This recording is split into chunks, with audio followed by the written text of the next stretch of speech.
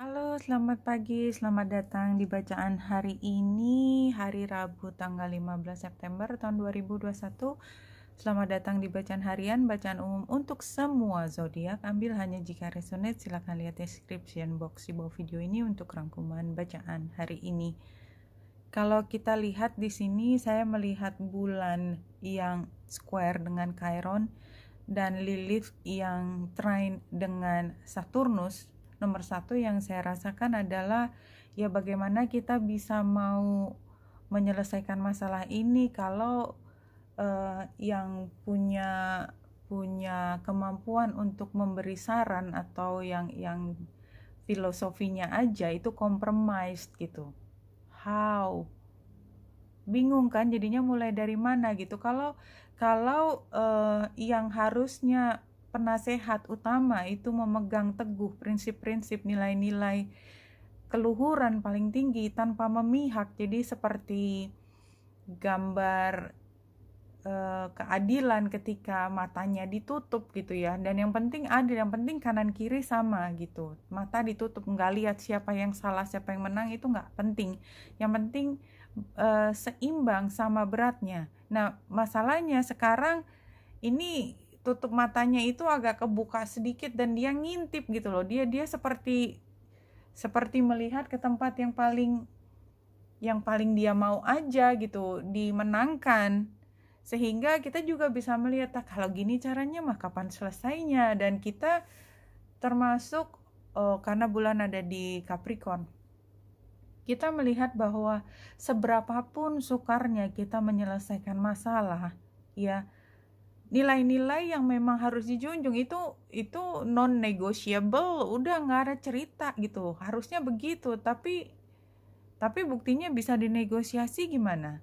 Dan kayaknya karena bulan sebentar lagi akan ketemu dengan Pluto, Saturnus, Jupiter, jadi 2 minggu ke depan semuanya juga retro, termasuk sampai Uranus retro sekarang. Semuanya itu kayak kehilangan giginya gitu, jadi semuanya confused gitu. Nggak cuman kita, tapi lingkungan kita juga confused dalam 2 minggu ke depan, if you know what I mean. 2 minggu ke depan itu berarti sampai sekarang tanggal 15, kalau tanggal 30 September. Iya, kemudian setelah confusion itu berlangsung pun, ini bulan ada di mana, akhir bulan September bulan, kemudian masuklah masa retro dari Merkurius. Jadi anyway, kalau sementara saya melihat ini, kan sekarang tanggal 15 September. Ini adalah periode ketika kalau kita bikin skripsi itu kita sedang mencari informasi kiri kanan, dan ternyata setelah satu literatur kita baca, kita perlu baca literatur lain, terus bergulir dan tetap nggak sampai pada titik di mana kita sudah sampai pada satu kesimpulan. Bahkan untuk bisa menjadi basis yang kuat mulai penelitian pun nggak ada. Sorry, saya ngomongnya jadi kayak begini karena saya bisa merasakan bahwa ini adalah kebingungan yang luar biasa dalam 2 minggu ke depan. Saya bukan nakut-nakutin. Setiap satu penemuan informasi baru yang besar itu selalu ada proses luar biasa, dan ini termasuk periode di mana kita menyiapkan satu hal yang besar tapi prosesnya nggak mudah. Anyway teman-teman, kalau kita ingat di masa lalu, semua hal yang kita banggakan itu bukan sesuatu yang mudah diperoleh. Maka ini juga adalah potensi di mana kita bisa menunjukkan diri kita yang paling bersinar, masterpiece kita yang bisa kita banggakan setelah periode ini berlangsung. Jadi justru ini adalah kesempatan buat kita menunjukkan bahwa kita bisa keluar dengan diri kita yang paling cemerlang. Tapi memang kalau kita lihat ke bacaan harian, ya bacaan harian ini adalah satu titik di mana kita menemukan satu problema yang besar gitu ya. Di balik ada yang fundamental yang itu bukan dalam waktu sehari kita bisa menjawab. Ini adalah awal dari penelitian yang mendalam. Ya, kira-kira seperti itu. Anyway.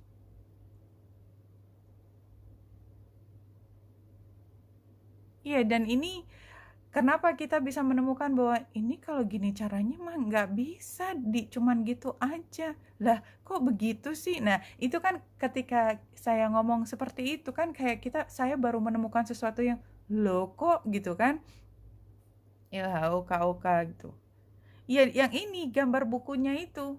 Gambar bukunya kita udah tahu bahwa yang seharusnya begini, tapi kok kondisinya kenyataannya begini gitu ya.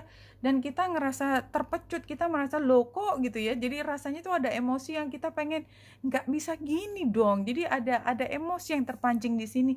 Nggak bisa gini, harusnya begitu begitu begitu. Nah, itu semua karena kita sudah di level yang lebih tinggi.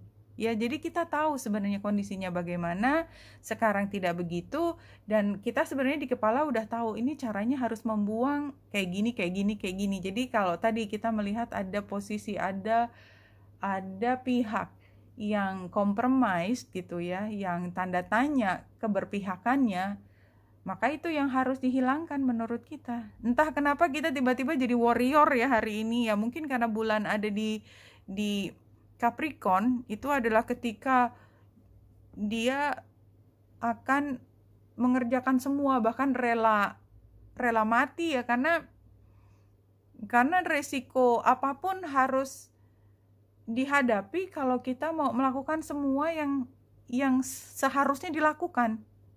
Kayak gitu. Itu energi Capricorn banget. Wah, iya ini juga yang jumping adalah spiritual maturity. Jadi kan jelas tadi kalau ini penggambarannya itu adalah seorang ahli, like we already know what to do gitu, dan semua yang menjadi pegangan kita adalah spiritualitas, bukan kebendaan lagi. No. Dan kalau kita lihat 3 kartu dari Moonology, ini semua adalah kartu yang jumping. New Moon in Gemini. Gemini itu kan sekitar bulan Mei Juni kemarin ya. Kemudian apapun, tapi yang jelas Gemini dan Capricorn. No. Jadi sekitar 7 bulan setelah matahari ada di Gemini ya, jadi sekitar Mei itu apapun itu sudah mulai sekarang bergulir, kalau saya melihatnya demikian ya. Tadi yang saya cerita ini adalah satu titik dari perjalanan panjang. Itu kira-kira selesai penelitian tanda petiknya itu tadi adalah pada sekitar bulan Desember mau masuk Januari tahun 2022, dan sementara itu belum ada keputusan yang bisa diambil. Oh my god. Jadi tadi kalau saya ngomong gitu tidak ada yang direncana sama sekali, semua kartu jumping ya. Jadi situasinya adalah tentang keluarga yang bahagia, dan kita berusaha untuk menyatukan keluarga ini. Challenge-nya adalah kita kayak dipaksa untuk keluar dari situasi yang seharusnya, jadi adventure, inspired, jadi sesuatu yang baru. Keluarga yang biasanya sudah lama punya kebiasaan tertentu kayak harus berubah. Salah satu caranya misalnya pindah tempat, termasuk salah satu bentuk contoh dari situ, nggak harus pindah tempat. Atau ada anak yang pindah tempat sehingga dinamika di dalam keluarga jadi berbeda. Atau ayahnya pindah kerja atau ibunya pindah kerja sehingga kesehariannya berubah. Advice-nya komitmen, iya, apapun itu perubahannya dijalani aja semuanya dengan rencana yang baru. Outcome-nya adalah semuanya struggling sebenarnya. Ini situasi baru ini membuat seluruh anggota keluarga menjadi kerja keras, menjadi harus punya kemampuan untuk menyesuaikan diri, dan tidak semua anggota keluarga mungkin bisa dengan mudah melewati masa ini sampai bulan Desember. Dan kita sebagai orang yang lebih kuat mampu untuk menolong mereka somehow itu, atau membuka fasilitasi supaya dia bisa dibantu. Today tell yourself I love my life. Iya, di semua tadi saya sudah cerita tentang kira-kira sampai bulan Desember itu is not going to be an easy period ya, tapi justru kita punya kesempatan untuk muncul sebagai pemenang ya, kalau kita mampu melewati tantangan ini dengan brilian. Dan tantangan itu adalah satu hal yang bukan kita takuti, tetapi kita dengan antusiasme melewatinya. Kenapa? Because I love my life. That's why I live. Itulah sebabnya saya hidup, turun ke bumi ini adalah untuk menghadapi tantangan dan menjadi jaya karena saya mampu melewati tantangan tersebut dengan brilian. I guess what the information is coming is like that. Oke, Benita Indrasari sini, semoga membantu. Salam hati dan cahaya.